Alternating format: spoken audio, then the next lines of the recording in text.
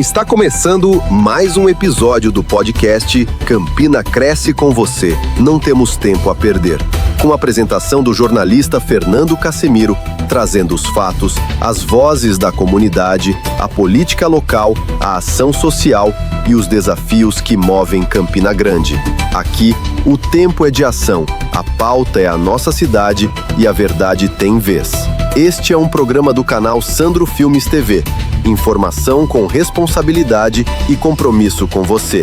Campina Cresce com você, porque não temos tempo a perder. Sandro Filmes está no mercado audiovisual há mais de 25 anos. Se você procura alta qualidade em vídeos para TV, redes sociais, gravação e podcast, comerciais e programas, entre em contato @Sandro Filmes e no WhatsApp 996266572. Sandro Filmes, qualidade e menor preço para você. Olá pessoal, estamos iniciando mais um podcast Campina Cresce com você. Hoje nós temos a honra de receber uma convidada especial e ilustre, a doutora Heloísa Lessa. Doutora Heloísa Lessa, que é advogada, graduada em Direito pela Unifavip, pós-graduada em Direito da Criança e do Adolescente e está se especializando em Direito Previdenciário e Direito de Família e Sucessões. Doutora Heloísa Lessa. Heloísa Lessa. Quem é a doutora Heloísa Lessa? Qual sua formação, especialização e como nasceu a paixão pelo direito? Conta um pouco da sua trajetória. Boa noite, seu Fernando. Inicialmente eu quero agradecer pelo convite. É imensa honra estar aqui presente nesse podcast, conversando com o senhor. Vamos lá. Heloísa Lessa é uma jovem advogada, tenho 27 anos. Desde o meu ensino fundamental, eu já despertava o desejo pelo direito. Lá na 8ª série, eu já dizia que eu queria cursar direito. Sou pernambucana, da cidade de Cupira. Sou sócia fundadora do escritório Lesse Romano Advocacia e Consultoria Jurídica. Fiz alguns vestibulares para outras faculdades, passei, mas eu dizia assim à minha mãe: mãe, eu só faço uma faculdade se for direito. E poucos dias depois chegou o resultado de aprovação do vestibular de Direito. E eu também dizia assim: na primeira faculdade que eu passar, eu vou ingressar. Não vou esperar sair outros resultados, porque realmente é o que eu quero fazer. E iniciei. Inicialmente, a gente começou ali pagando a faculdade. Mas era uma mensalidade muito alta e eu ainda estava esperando o resultado do ProUni. Meses depois saiu o resultado do ProUni e eu consegui uma bolsa de 50%. Isso me ajudou muito para conseguir concluir a faculdade. E os outros 50% a gente conseguiu fazer financiamento. Iniciei a faculdade com muitos sonhos, né? Aquele ideal que todo jovem chega na faculdade, de justiça, de fazer o correto, né? De querer ajudar as pessoas. O direito é uma ciência social em que ela alcança pessoas, e eu acredito que o direito ele chega nos mais vulneráveis. É ali que a gente consegue entregar dignidade, entregar direito ao lazer, à moradia, à alimentação. Nós, operadores de direito, quando eu estava na faculdade, né, a gente se portava assim como operadores do direito, em busca do direito e da justiça social. Hoje, formada, né?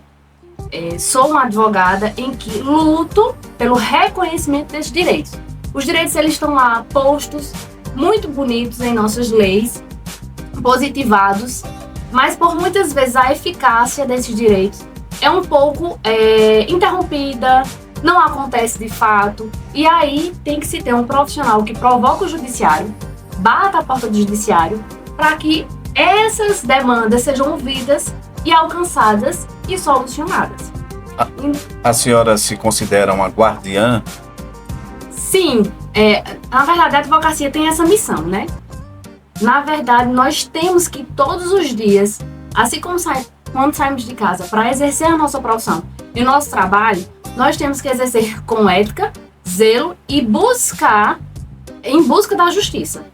Seja justiça em qualquer situação, desde que aquele direito consiga alcançar aquele necessitado ou aquela pessoa que está com seu direito lesionado. Quais foram os maiores desafios que a senhora encontrou durante a carreira, doutora Heloísa? Quando a gente sai da faculdade para a vida profissional, é muito diferente. A faculdade, a gente sempre diz assim, a prática é diferente. Sempre tem aquele ditado, né? Quando você chegar na prática, você vai ver o quanto é difícil. Realmente, não é tão fácil. A gente enfrenta desafios diariamente. Seja com pessoas, né? Lidar com pessoas é um pouco complicado. E a gente trabalha, o advogado, ele é a porta de entrada para o reconhecimento daquele direito. Porque nós levamos a demanda ao judiciário. Quando chega no judiciário, será analisado, né, por um juiz em que ali, com contraditório, ampla defesa, apresentação da petição inicial, da outra parte com contestação, depois réplica, a instrução e julgamento que se tem naquele processo, depois ele vai ter o seu convencimento para ali proferir a sua decisão e uma possível sentença de reconhecimento ou de improcedência daquele pedido. Então, os desafios são grandes até a gente chegar a essa fase aí final, que chamamos de sentença, que é a decisão terminativa de um processo. Nós temos toda essa fase inicial de conhecimento antes e além de formação de prova também para reconhecimento dos direitos, né? Não é só chegar e dizer eu tenho direito a isso. Em determinadas situações, em determinados casos é necessário provar, né? Você apresentar documentos, convencer o juiz que você realmente faz jus àquele direito, que existe uma legislação que fala sobre isso e que foi lesionado, aconteceu alguma coisa, até que se tenha um reconhecimento. Doutora Heloísa, a gente percebe que é uma jovem promissora. Como foi esse processo de empreender na advocacia tão cedo? O que levou a escolher o campo da advocacia? Ainda na faculdade, eu consegui um emprego para trabalhar em um cartório. Lá lidamos diretamente também com campos do direito. E por eu estar estudando, muita coisa eu via na prática e eu fui me desenvolvendo.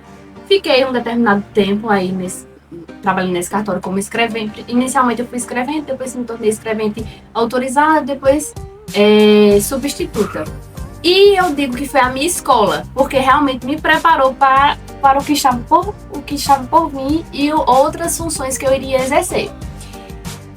Depois que eu saí desse cartório, realmente, passei na OAB, tomei posse e comecei a trabalhar na assistência judiciária municipal do município de Cupira.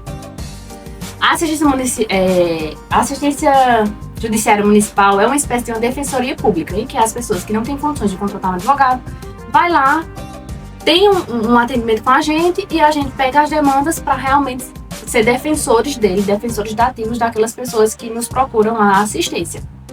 Inicialmente eu comecei trabalhando lá e foi um desafio enorme, porque assim, antes eu não estagiei em nenhum escritório de advocacia, mas eu sempre fui muito assim, em busca de aprender, de entender, conversava com outros colegas mais velhos de profissão, até a gente entender como é ali o funcionamento das atividades no dia a dia. Posteriormente, eu passei um ano na assistência também, aprendi muita coisa. Foi onde eu consegui me desenvolver, foi onde eu consegui ficar um pouco conhecida. Inclusive, no meu primeiro ano de advocacia, eu ganhei um prêmio de destaque lá na cidade, como a advogada de destaque do ano, 2022, isso. Posteriormente, eu saí da assistência e passei a integrar a Procuradoria-Geral do município. Hoje, inclusive, estou lá, até os dias de hoje. E a gente agora trabalha com outras demandas que envolvem o município, em defesa do município. E também tratativas administrativas e resoluções administrativas em relação ao direito público. Eu saí daquela seara de atendimento ao público, de pegar causas de família, inventários, outras situações, interdições, a gente trabalhava muito em acordos em relação à pensão alimentícia. E agora passei a trabalhar diretamente com o direito público. O que se percebe é que a senhora iniciou a sua carreira na área de advocacia no chamado baixo clero, com o povão. Começou de baixo, começou pegando pequenas causas e isso foi crescendo até o ponto onde a senhora se encontra hoje. Diante de situações como essa, a senhora houve alguma situação, algum momento que lhe chamou a atenção, a maneira como as pessoas lidavam com a senhora, essas pessoas sem uma formação, sem um conhecimento jurídico, como a senhora conseguiu lidar com essas pessoas? E chegou algum momento de alguma forma de agressão, uma forma de querer intimidar por ser uma mulher? Então, quando a gente trabalha com esse público, na verdade, nós temos que se adequar a eles, né? Nós não podemos chegar com um juridiquês, né, com uma linguagem difícil. A gente realmente tem que falar numa linguagem que o assistido, chamamos eles de assistido, entenda e compreenda as situações. A experiência na assistência foi muito rica para o meu desenvolvimento profissional e pessoal, porque ali a gente não lida só com a parte profissional, mas também com a pessoa em tratar com pessoas, lidar com pessoas, ter sabedoria, discernimento. A gente sabe que cada pessoa tem um jeito, um trato de falar, e já aconteceu situações não tão agradáveis, mas que eu consegui solucionar da melhor maneira possível, né? Quando estamos diante de uma profissão e estamos exercendo também um cargo de responsabilidade, a gente passa a também olhar o outro com outro olhar, sabe? Entende que às vezes aquela pessoa não tem o mesmo grau de instrução, né? Não teve acesso à educação como deveria ter, educação de base, e algumas situações a gente consegue resolver sem maiores delongas ou problemas. Mas assim, foi uma experiência muito rica, porque foi ali que me formou para hoje eu conseguir empreender na advocacia e estar aí almejando sonhos e caminhando para uma advocacia autônoma, em sociedade, com o meu sócio e crescendo para uma possível empresa. Falando sobre direito previdenciário agora um pouco, doutora Heloísa Lessa, hoje em dia é comum as pessoas falarem BPC e LOAS, mas nem sempre entende, Sandro, o que é. Quem tem direito a esses benefícios e qual a diferença entre BPC e LOA? A senhora poderia explicar? BPC significa benefício de prestação continuada. O BPC ele está previsto na Lei Orgânica da Assistência Social, que é conhecida a LOAS. Mas se trata de uma lei em que existe a previsão desse benefício. É um benefício assistencial em que essas pessoas elas precisam cumprir alguns critérios para ter acesso e ter a concessão. O BPC LOAS é concedido a pessoas com 65 anos de idade ou mais e deficientes. Deficiência física, psicológica, intelectual, mental. Essas pessoas elas precisam também cumprir um critério de miserabilidade para ter acesso. Eu vou dar um exemplo bem prático. Sabemos que autismo é uma deficiência. Então, o primeiro critério de deficiência aí, no aspecto, estaria cumprido. Mas também tem o outro critério que é de miserabilidade. A renda do grupo familiar e a renda per capita, ela não pode passar de 1/4 do salário mínimo. Ou seja, aquela família ela tem que ser muito necessitada. É um benefício assistencial de ajuda, porque aquela família não tem renda, é uma família de baixa renda, deve estar inscrita também no cadastro único, nos programas do governo federal. E a partir do momento que se requer esse benefício, né, se passa por um processo administrativo, vou falar especificamente do deficiente, faz lá a perícia médica no INSS, se for constatada a deficiência, e também passa pela avaliação social, são 2 etapas. Primeiro passa pela avaliação social, depois passa pela perícia médica. A avaliação social é justamente aquela triagem para saber se aquele candidato, aquele indivíduo, ele cumpre o requisito de miserabilidade, em que a renda per capita do grupo familiar não pode passar de 1/4 do salário mínimo, ou seja, por pessoa acredito que é R$379. Passando desse critério aí de avaliação social, é uma família que não tem renda, vai para o critério vai passar pela etapa de perícia médica, em que um médico, perito do INSS, né, ele vai avaliar as barreiras que aquela criança, por exemplo, ela enfrenta.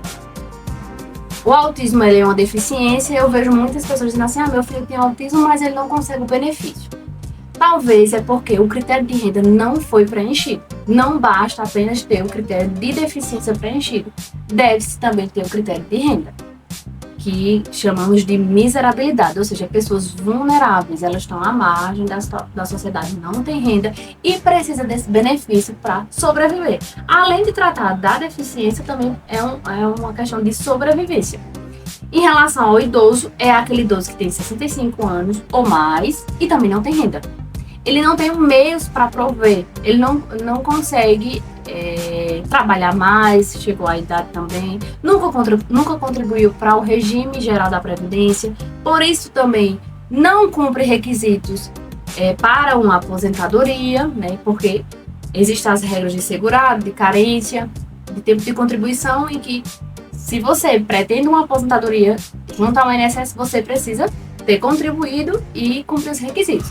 E tem esse idoso que nunca fez isso, não tem renda, não trabalha, não recebe nada, vive de ajuda dos filhos ou de terceiros, e também ele pode estar passando pela avaliação social, em que vai se avaliar a questão econômica e possivelmente o critério de etário, que no caso seria a idade. Se ele tivesse 60 anos e solicitar esse benefício, possivelmente vai ser indeferido, porque ele não cumpre o critério etário.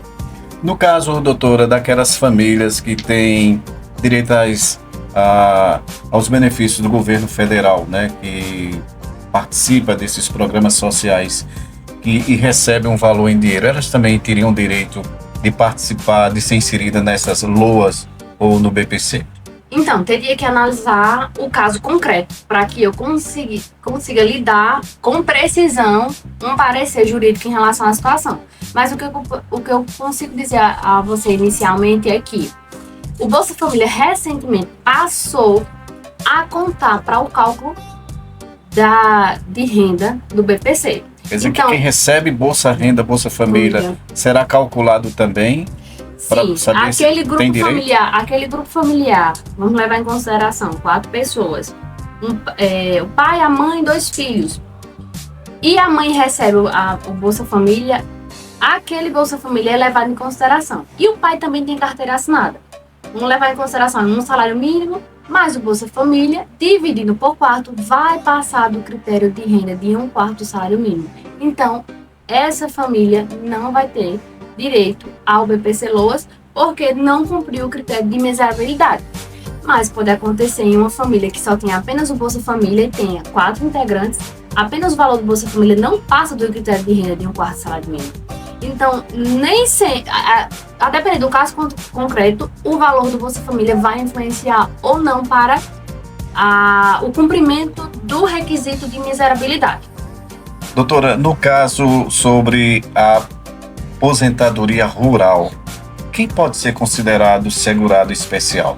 Então, o segurado especial é aquele segurado que ele não precisa contribuir diretamente do INSS. O fato dele exercer uma atividade considerada em lei como segurado especial, ele não precisa contribuir, apenas comprovar que ele tem 15 anos de atividade rural. Para a mulher, qual é o requisito para a aposentadoria? 55 anos, ela tem que ter 55 anos e ter 15 anos de atividade rural. Para um homem, 60 anos e ter 15 anos de atividade rural. Esses são chamados os segurados especiais. Também temos segurados especiais, o pescador, o seringuejo também nós temos, mas lá na região a gente vê muito o agricultor. Ele tem que comprovar 15 anos de atividade. Como é que ele comprova esses 15 anos de atividade? Existe uma problemática em que quem é agricultor não tem documentação. Era essa pergunta que eu ia fazer. Quais seriam os documentos mais importantes que um trabalhador rural ele precisa guardar para garantir o seu direito à aposentadoria? Nós temos uma dificuldade muito grande que quem é agricultor geralmente não tem na região lá. Não tem como comprovar? Especificamente aqui no Nordeste, não é que não tem como comprovar. Se tem como comprovar. Mas os agricultores não têm esse cuidado em ter uma prova material de início dessa atividade agrícola. Ele não é associado a nenhum sindicato, né? Acha que não tem necessidade de pagar, não é associado a nenhuma associação. E existem algumas provas que podem ser, né, colhidas, prospectadas, no sentido de quando ele vai registrar o filho dele, por exemplo, lá no cartório civil, se pergunta qual a profissão dele. Aí ele registrou, o filho dele nasceu, um exemplo, em 2000. Quando foi registrar o filho, qual a sua profissão? Minha profissão é agricultor. Nós conseguimos pedir uma certidão de INTTU em que conste que a profissão dele é agricultor, e isso serve como uma prova, que já lá em 2000 ele já se declarava como agricultor, porque exercia a atividade de agricultor. Se ele tem uma terra, comprou um pedaço de terra, o ideal é regularizá-lo. É pagar o imposto devido, o ITR, ter o INCRA, ter o CAR, ter toda a documentação, porque já é também um meio de prova para comprovar que ele é realmente agricultor. Às vezes não tem condições de ter a terra, né? E trabalha em terras, já ouviu a expressão alugado? Em terras de outras pessoas. O interessante interessante é formalizar, na verdade, um instrumento que ali disciplina aquela relação de empréstimo. Por exemplo, um contrato de comodato, ele com o dono da terra declarando que emprestou aquela terra durante aquele período para que ele consiga trabalhar. E entre as documentações que a gente consegue também solicitar, que ele declara. Ele vai declarar em alguns órgãos que ele é agricultor. Quando vai fazer seu RG, ele diz que também é agricultor, a gente consegue pegar uma ficha. Quando ele vai atualizar as informações do título, a gente também consegue uma certidão eleitoral confirmando que ele também é agricultor. Além de tudo isso, quando a gente solicita o pedido no INSS, tem que ter toda essa documentação robusta. Às vezes, na maioria das vezes, é indeferido e a gente vai para a justiça. Quando a gente chega na justiça, a justiça é um pouco mais criteriosa, porque você tem que ter característica do agricultor. O que é característica do agricultor? A primeira coisa que eles pedem para olhar é a mão.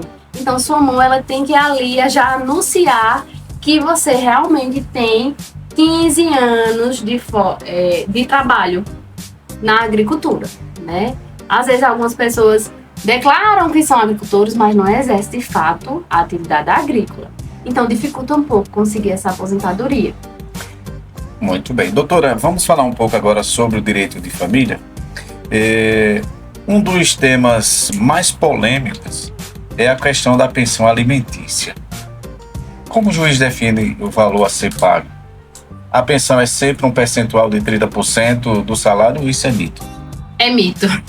Todo mundo acha que é 30% do salário mínimo, mas na verdade não é assim. Quando se vai definir ou fixar um percentual para pagar os alimentos, o juiz ele analisa 3 fatores: possibilidade, necessidade e razoabilidade. Possibilidade de quem paga, que é o genitor, necessidade de quem recebe os alimentos, que é o filho, e proporcionalidade ou razoabilidade entre esses 2 fatores. Eu sempre costumo dizer, né, e já fiz muito acordo lá na assistência de tratativas em relação à conciliação, para que se chegue a um percentual de pensão. E eu sempre digo, um genitor que recebe um salário mínimo, que ele só tem carteira assinada, recebe aquele salário no mês, não é razoável e muito menos proporcional ele pagar uma pensão de R$1.000. Não é. Mas também, se ele recebe R$5.000, não é razoável e proporcional ele pagar uma pensão de R$500. Então, qual percentual será definido e fixado pelo juiz? De acordo com o caso concreto. Como é feito esse cálculo? De acordo com o caso concreto. Como é? Por exemplo, se eu estiver representando a autora, eu vou mostrar, convencer o juiz que o genitor ele tem capacidade econômica. Então, se ele tem capacidade econômica, eu vou mostrar para o juiz a vida social o padrão social que ele vive, né? Os bens, aquisições que ele tem, qual trabalho exerce, onde trabalha, tudo para que o juiz entenda que aquele genitor ele pode pagar uma pensão num valor maior, proporcional e razoável, compatível com a sua capacidade financeira. Estando pela autora, quem solicita os alimentos, a gente faz ali toda a junta de provas necessárias para chegar ao convencimento do juiz. E a parte contrária, que seria o advogado do genitor, né? Aí o demandado, ele iria tentar se defender, dizendo, não, excelência, não é bem assim, né? A percepção não é essa. E além disso também, a gente tem que apresentar os gastos que essa criança tem. Se essa criança tem problema de saúde, se essa criança precisa passar por algum tratamento. Então, assim, é de acordo com o caso concreto que o juiz vai entender. Mas eu adianto para o senhor que nas minhas experiências e os processos que eu já estive à frente, o percentual ele vai variar aí de 30% a 35%. Porque estamos lidando com genitores que tenham até R$2 mil de salário mensal. Mas aí, como eu falei, cada caso é um caso. Não tem como a gente definir e achar que vai ser sempre. Recentemente mesmo, eu consegui fechar um acordo num percentual de 25% do salário mínimo. E foi as partes que deliberaram. Então, se as partes deliberaram, chegarem a um acordo e um consenso, a gente leva para o judiciário pedindo apenas a homologação. O juiz não interfere nessa decisão e interfere se entender que não está razoável e que ali não o percentual fixado não comporta, ou pelo menos não dá para suprir a necessidade daquela criança. Por exemplo, na assistência, quando eu estava trabalhando na assistência, que eu falei ao senhor anteriormente, chegou um pai e disse assim: olha, eu não tenho trabalho, eu não tenho condições de pagar e eu só posso dar R$100 por mês. É só o valor que eu posso dar. A mãe, aí eu disse à genitora: a senhora quer aceitar? Porque na tratativa de acordo de conciliação, sim, é mais não aceita, como é? Em comum acordo. Em comum acordo. Aí ela aceita. Eu protocolei o pedido. Mas aí o Ministério Público, que é fiscal da lei, né, e também ele observa todos os requisitos são todos cumpridos, disse assim, que o percentual não era um percentual, na verdade, o valor ofertado em acordo não era um valor que iria conseguir suprir a necessidade daquela criança R$100. Eu concordo com o Ministério Público, mas diante da situação e da atividade que ele exercia, foi o valor que ele declarou que poderia pagar e a parte, na verdade, a genitora aceitou. Mas mesmo assim o juiz homologou e deu tudo certo. Mas aí o Ministério Público sinalizou imediatamente, dizendo que era um valor muito irrisório, muito baixo. E realmente é. Mas assim, como eu estava à frente, né, visualizei, realmente era um pai que vivia. Ele era realmente... A atividade dele era de... Ele ficava catando latinhas, papelão. E a gente sabe que é difícil. Realmente é pouquinho, é centavos, eu acredito que eles ganham por cada peso. E foi nesse sentido. Mas como eu expliquei, cada caso é um caso. Eu perguntaria ainda, é possível revisar ou até mesmo encerrar o pagamento da pensão? Em quais casos isso pode acontecer? Nas ações de alimento, nós temos a fixação, revisão desses alimentos e exoneração, né? Nós falamos dessas 3 fases. Fixação é o momento inicial em que se fixa a pensão e a obrigação alimentar que o genitor tem para pagar. Revisão é o momento em que a gente pode majorar ou diminuir essa pensão.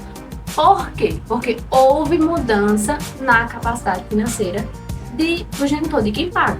Por exemplo, o genitor, ele pagava uma pensão ali, correto, certo, um dia. Tava com carteira assinada, do nada aconteceu algo que ele ficou desempregado. Ele não conseguiu mais trabalhar, não tinha direito ao seguro-desemprego e parou de pagar a pensão. Então ele ingressa com a ação pedindo excelência: eu quero revisar essa pensão, eu quero que o senhor agora adeque à minha situação financeira e capacidade atual, porque eu não consigo mais cumprir com essa obrigação. E se ele não fizer isso, ele pode ter sanções, que é a genitora ir lá representando o filho e tentar executar os valores que estão em atraso. E nós sabemos que a única dívida cível que é cabível prisão é a dívida alimentar. Mas por que prende o indivíduo? Porque ele está em débito. Ele está em débito. Coitado, vem de latinha, não pode pagar, ainda vai preso. Acontece, está em atraso. Está em atraso, então ela entra com processo de execução e entra pelo rito de prisão, que é o rito mais coercitivo e que tem muita eficácia, porque eu já vi casos no momento que chegou mandado de prisão, o dinheiro aparece. Parece que é o único. O dinheiro aparece. Parece, doutora, que é o único. É a única lei que está dentro do adágio popular que diz que o pau que bate em Chico bate em Francisco. Tanto faz um catador de latinha como um empresário, um milionário, Exatamente, mas é Quanto possível. outro, se não cumprir as leis, as determinações, cadeia Acontecendo aí deles. essa mudança na capacidade financeira do genitor, é possível se revisar. E a exoneração, quando é que vai acontecer a exoneração desses alimentos? Na verdade, vai findar a obrigação alimentar de você pagar alimentos ao seu filho. Quando ele completa 18 anos. Quando ele completa 18 anos, você não tem mais obrigação. Mas nós temos nós temos algumas exceções. Se esse filho, mesmo após atingir a maioridade, ele continuar necessitando dos alimentos, continuar estudando, um exemplo muito prático que eu posso dar é aquele filho que vai para uma faculdade de tempo integral. Ele não consegue trabalhar mesmo sendo maior de idade, porque ele está se dedicando exclusivamente ao estudo. Então a obrigação ela ainda persiste. Esse mais aí, ele me entra uma pergunta que às vezes em casa, quando eu tô conversando com a esposa, que ela diz, e tem outra coisa, ih, rapaz, eu tenho que constituir um advogado, porque coisa pesada aí. Isso, e tem outra coisa, ou seja, tem mais. Aí tem que constituir mesmo um advogado, porque a mulher sempre, na maioria das vezes, tem razão. Tem mesmo. Doutora, com relação a algumas orientações gerais, quais os erros mais comuns que as pessoas cometem quando procuram um advogado para resolver algumas questões previdenciárias ou familiares? Socorre, isso acontece? Então, deixar de guardar papéis importantes. Eu sempre digo assim, produza provas a favor. Tenha sempre tudo guardado.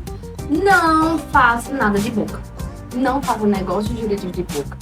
Não faça acordos, vendas, partilhas, o que você pensar de boca. Não faça nada de boca, porque não tem segurança jurídica. Não tem segurança jurídica.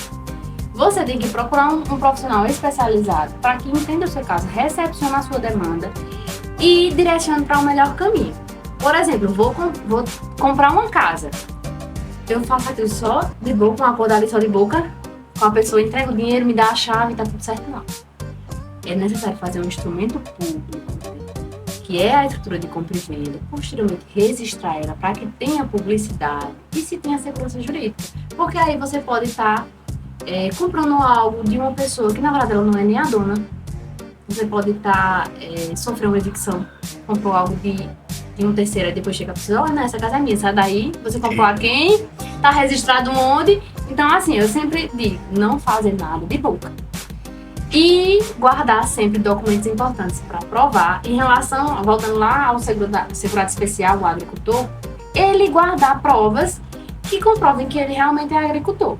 Tem pessoas que acham, mas quando chegar no tempo eu vou conseguir me aposentar assim. Sem prova é um pouco difícil, tem que ter uma prova material de início aí dessas atividades agrícolas.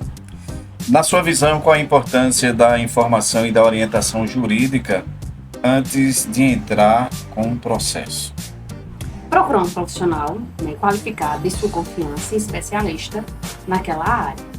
Ouvir, porque nem tudo se judicializa. Eu gosto muito de trabalhar no extrajudicial.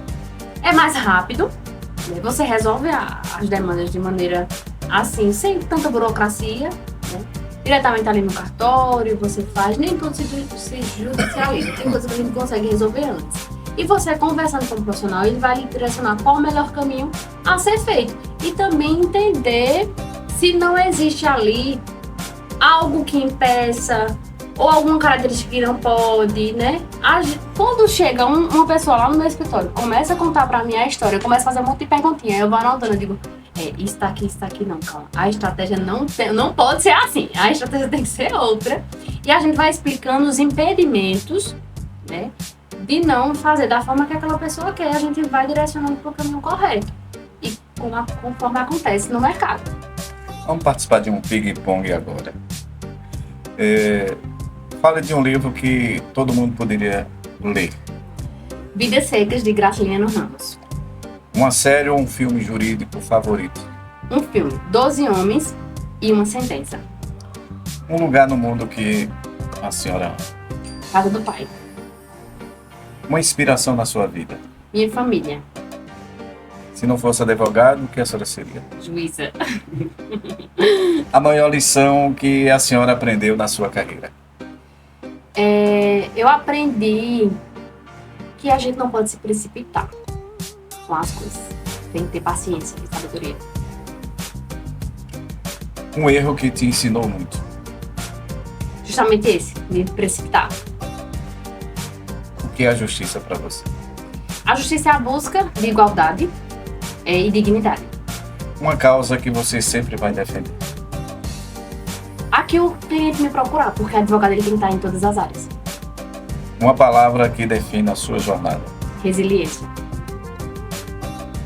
Esse é o podcast Campina Cresce com você. Começando com a doutora Heloísa Lessa, que está trazendo muitas informações para você que está nos acompanhando, nos ouvindo. E eu gostaria, doutora Heloísa, que a senhora, para finalizar, passasse alguma informação, qual o conselho que a senhora daria, qual a informação que a senhora daria ao jovem, aquele que tem pretensão a chegar à área do direito. Qual seria o caminho? O que a senhora falaria para ele, olhando para aquela câmera ali? Para o jovem advogado que está iniciando hoje, acredite no seu trabalho, estude muito e não tenha medo de começar cedo. Curto e objetivo, viu? Tá vendo aí? Pegou a mensagem, copiou aí? Olha, a gente quer agradecer a sua presença mais uma vez, dizer da nossa honra, a senhora nos honrou com a sua presença, da nossa gratidão, e dizer que todas as terças-feiras, às 21 horas, pelo canal Sandro Filme TV, você vai acompanhar as entrevistas do podcast Campina Cresce com você. Não temos tempo a perder, todas as terças, a partir das 21 horas. Muito obrigado pela sua companhia, pela sua audiência. Forte abraço. Campina Cresce com você. Não temos tempo a perder. Com a apresentação do jornalista Fernando Casemiro, trazendo os fatos, as vozes da comunidade, a política local, a ação social e os desafios que movem Campina Grande. Aqui, o tempo é de ação, a pauta é a nossa cidade e a verdade tem vez. Este é um programa do canal Sandro Filmes TV. Informação com responsabilidade e compromisso com você. Campina Cresce com você, porque não temos tempo a perder. Sandro Filmes está no mercado audiovisual há mais de 25 anos. Se você procura alta qualidade em vídeos para TV, redes sociais, gravação e podcast, comerciais e programas, entre em contato @Sandro Filmes e no WhatsApp 996266572. Sandro Filmes, qualidade e menor preço para você.